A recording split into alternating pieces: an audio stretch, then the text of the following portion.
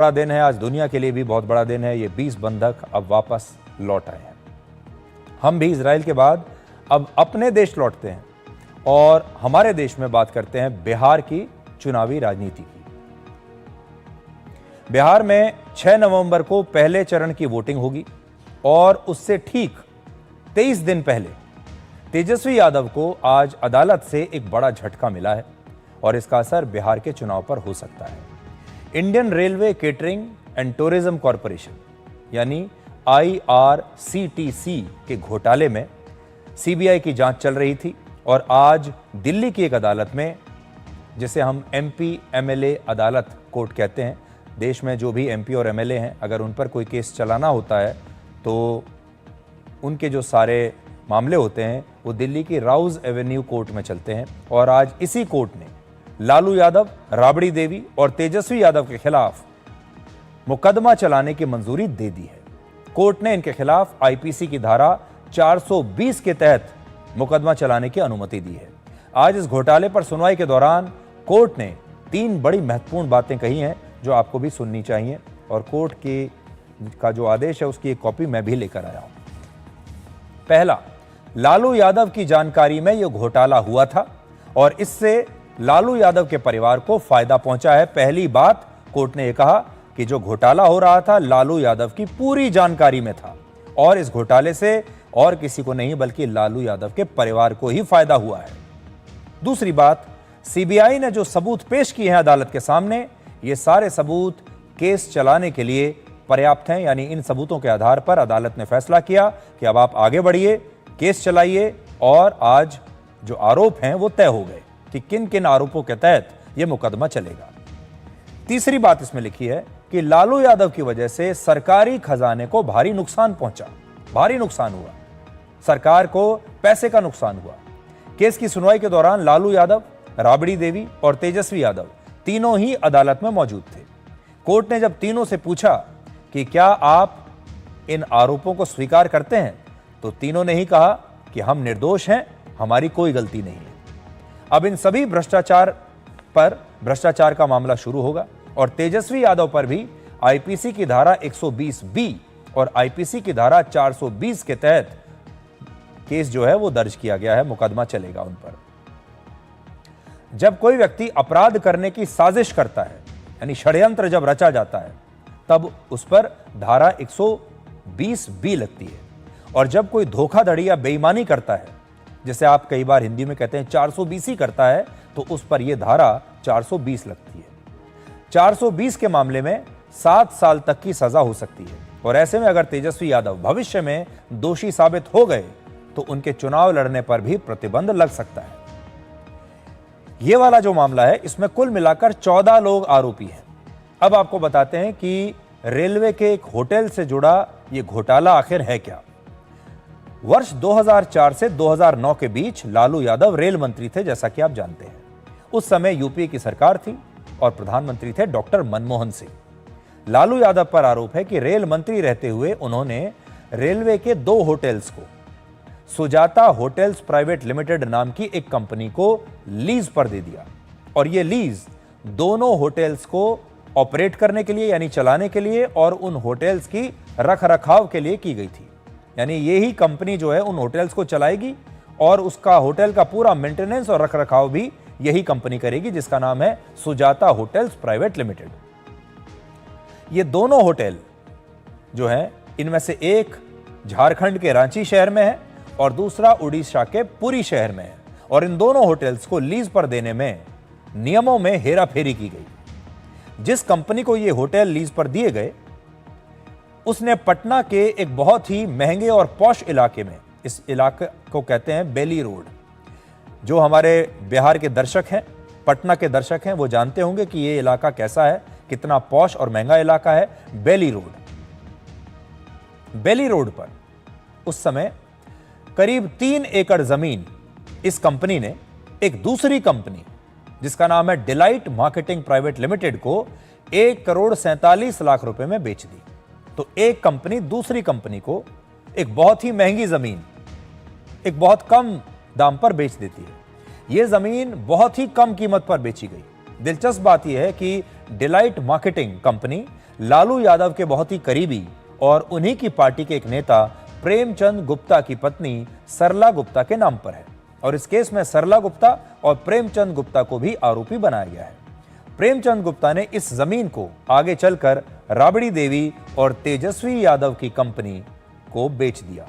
उनकी कंपनी का नाम है लारा प्रोजेक्ट्स LLP। ये उनकी कंपनी का नाम है जो लालू यादव के परिवार की कंपनी है, तेजस्वी यादव और राबड़ी देवी की कंपनी है। इस कंपनी को यह जमीन आप जानते हैं कितने में बेच दी गई? सिर्फ 65 लाख रुपए में यह जमीन बेच दी गई। तो एक कंपनी अपनी जमीन, जैसे ये टेंडर मिला, उसने अपनी एक जमीन बहुत ही कम दाम पर दूसरी कंपनी को बेची। दूसरी कंपनी प्रेम गुप्ता की थी। उस दूसरी कंपनी ने और कम दाम में 1,47,00,000 में खरीदकर 65 लाख रुपए में तेजस्वी यादव की कंपनी को बेच दी।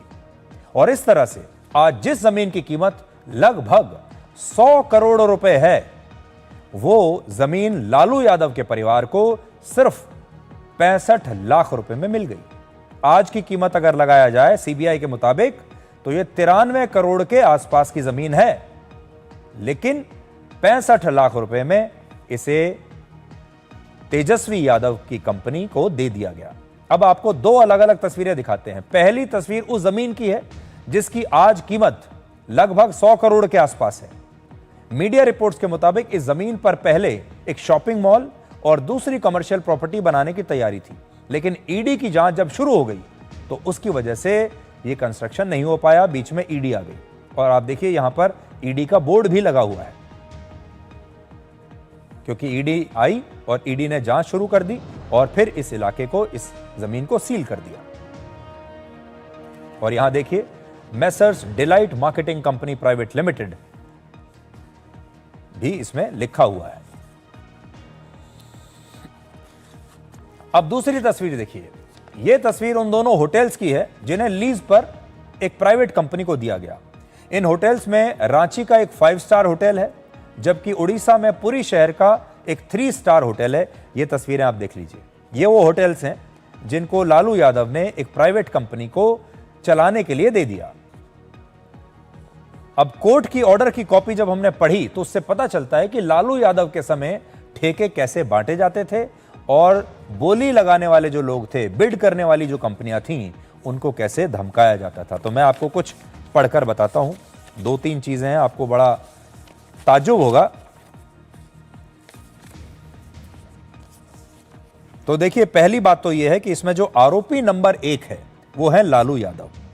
The following accused persons were named in the FIR. इसमें आरोपी नंबर 1 है लालू यादव, दूसरे नंबर पर राबड़ी देवी, तीसरे नंबर पर तेजस्वी यादव।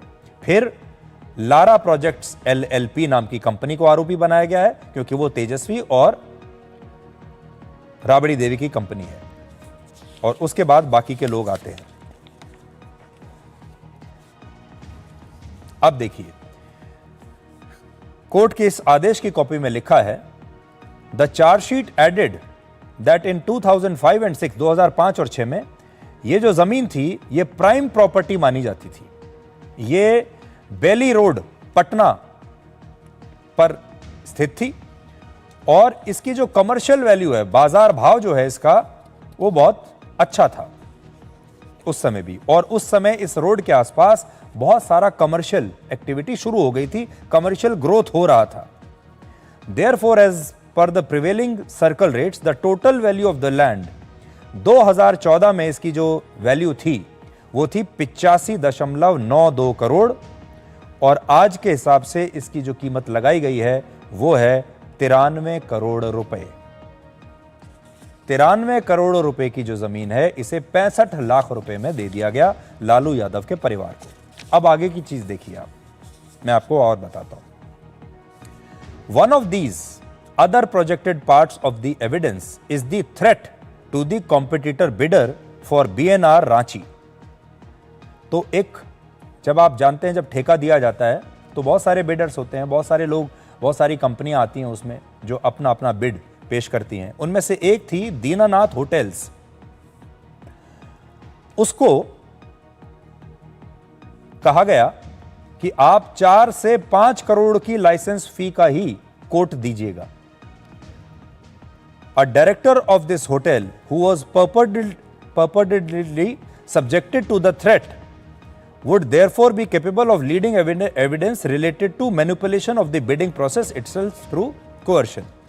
मतलब इसमें यह है कि जो एक और कंपनी है उसे धमका दिया गया और कहा, उसे बता दिया गया कि आपको इतने की बिडिंग करनी है ताकि हमारी जो मनपसंद कंपनी है उसे ये ठेका मिल जाए, ऐसा इसमें लिखा है।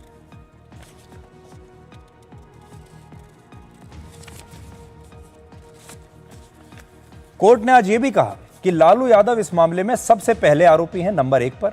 और कोर्ट के मुताबिक अगर कोई प्राइवेट कंपनी जो सरकारी टेंडर लेना चाहती थी अपनी जमीन किसी बिचौलिए के जरिए मंत्री के परिवार को दे देती है तो यह काम गलत और संदिग्ध लगता है। इससे ऐसा लगता है कि जमीन देने के बदले कुछ फायदा लिया गया है। और कोर्ट के आदेश के बाद तेजस्वी यादव ने कहा कि बीजेपी के बदले की कार्रवाई है। आज उन्होंने सोशल मीडिया पर लिखा कि 1 महीना पहले बिहार आकर गृह मंत्री अमित शाह जी हमें धमकी देकर गए थे कि हमें चुनाव लड़ने लायक नहीं छोड़ेंगे, हम लड़ेंगे और जीतेंगे। तो आज क्या क्या राजनीति हुई वो भी आप देख लीजिए।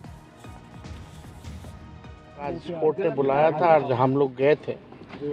केस जो है हम लोग आगे लड़ेंगे और आप सब लोग जानते हैं कि भाई हम तो पहले कई दिनों से कह रहे थे कि अब चुनाव आया है तो इस तरह की चीज़ें होंगी, लेकिन फिर भी न्यायालय का हम लोग सम्मान करते हुए हम बस इतना ही कहना चाहते हैं कि हम लोग हमेशा से लड़ते आए हैं और आगे भी लड़ेंगे और तूफानों से लड़ने में मज़ा ही कुछ और है। हम सब लोग पूरी बात खत्म हो जाने दो। और हम हमेशा अपने पथ को चुना है, संघर्ष के पथ को चुना है। हम अच्छे मुसाफिर भी बनेंगे और मंजिल पर भी पहुंचेंगे। बिहार के लोग जानते हैं, देश के लोग जानते हैं कि सच्चाई क्या है। जब तक भाजपा रहेगी और मेरा उम्र रहेगा हम भाजपा से लड़ते रहेंगे। आज कोर्ट ने लालू प्रसाद जी, उनके सुपुत्र तेजस्वी यादव और उनकी पत्नी आदरणीय राबड़ी जी के खिलाफ आरोप तय किए। ये आरोप बहुत गंभीर हैं। ये आरोप हैं सरकारी संपत्ति के आवंटन में भ्रष्टाचार, कॉन्स्पिरेसी,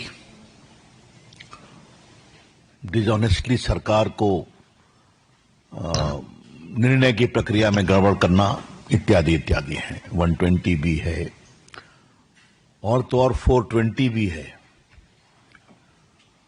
तो पहली कहानी तो यह है कि चले हैं तेजस्वी बाबू बिहार बदलने और 420 का आरोप तय कराकर अपने खिलाफ। अब 420 क्या होता है आपको तो बताने की जरूरत नहीं। धोखाधड़ी, सजा 7 साल, कॉन्स्पिरेंसी 120B। तो कौन सा बिहारा बनाने वाले हैं जब आपकी ये छवि है और आपके खिलाफ कोर्ट ने ये पाया है। इस परिवार की भ्रष्ट आचरण की कलई एक बार और खुली है। ये विषय बिहार में और घूमेगा और बिहार की जनता जरूर सोचेगी, हमें पूरा विश्वास है। तो बिहार की राजनीति अब देख ली आपने। अब देखिए पश्चिम बंगाल की राजनीति, जहां